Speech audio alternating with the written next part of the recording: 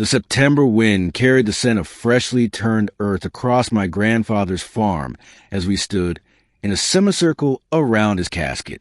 The prairie stretched endlessly behind us, golden fields rippling like an ocean under the pale blue sky. I clutched a single white rose, my throat tight with grief, barely hearing the pastor's words about dust and ashes. That's when I heard her voice cut through the ceremony like a knife through silk. "Where's the will?"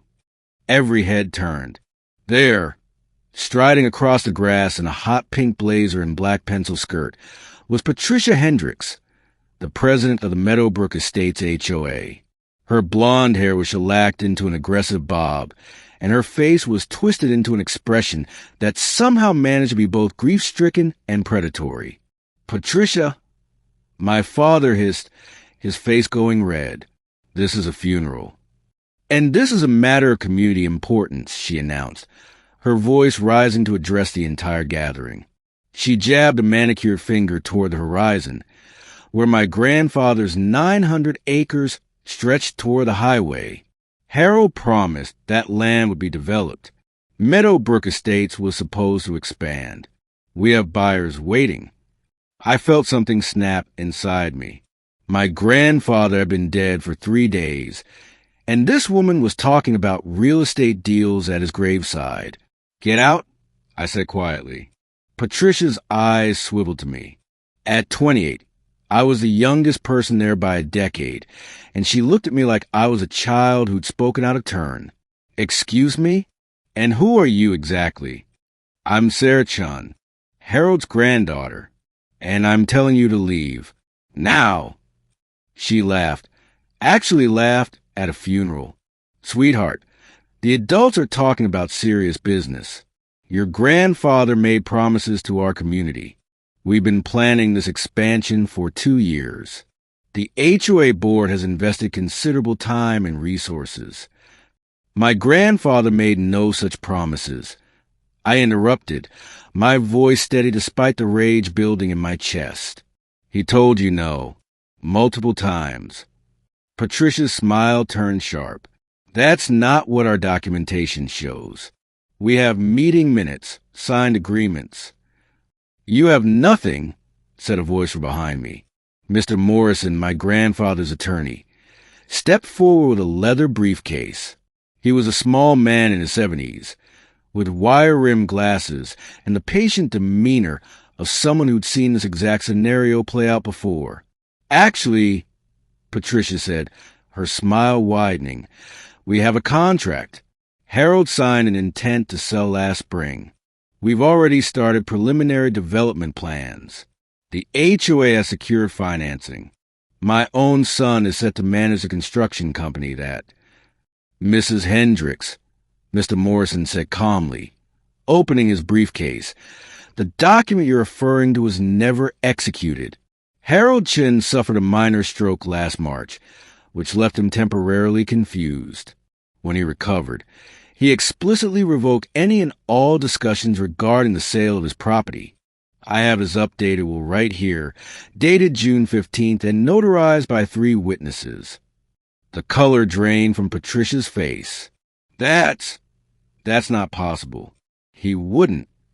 "Furthermore," Mr. Morrison continued, pulling out another document, "Mr. Chin filed a formal complaint with the State Attorney General's office regarding your HOA's harassment.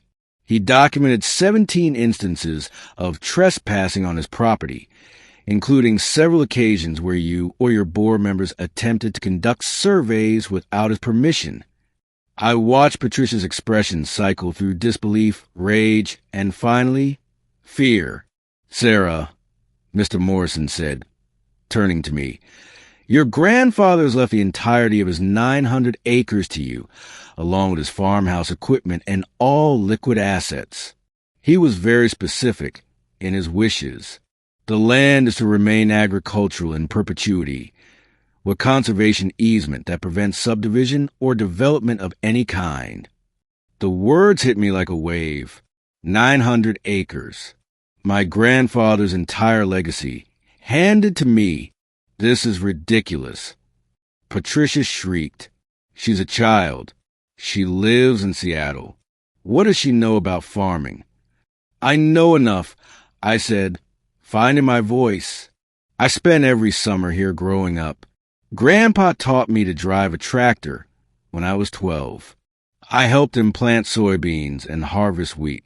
I know every fence line and irrigation ditch on this property. What I didn't say was that I'd been planning to move back anyway. My tech job had left me burned out and empty. I'd been dreaming of my grandfather's land for months, wondering if I could make a life here. Patricia's hands were shaking. You can't do this. The HOA has rights. We have property values to protect. Your grandfather's farm is an eyesore, tractors and grain silos ruining the view for our community. Your community, I said slowly, is built on what used to be the Morrison family farm. You convinced them to sell 5 years ago. Before that, it was the Kowalski Ranch. You've been buying up family farms and turning them into cookie-cutter subdivisions. My grandfather was the last holdout, and that's why he wanted his land so badly. It's called progress, Patricia spat. It's called increasing property values and creating a sustainable community. It's called greed, my father interjected, and it ends here. Mr. Morrison pulled out yet another document. Mrs. Hendricks, there's one more thing. During his complaint investigation, your HOA's finances were reviewed. It appears you've been using community funds to finance personal ventures, including paying your son's construction company for consultation fees before any contract were signed. The state has frozen your accounts pending a full audit. Patricia's face went from pink to white to a mottled red. You can't prove. We can, Mr. Morrison said simply, and we will.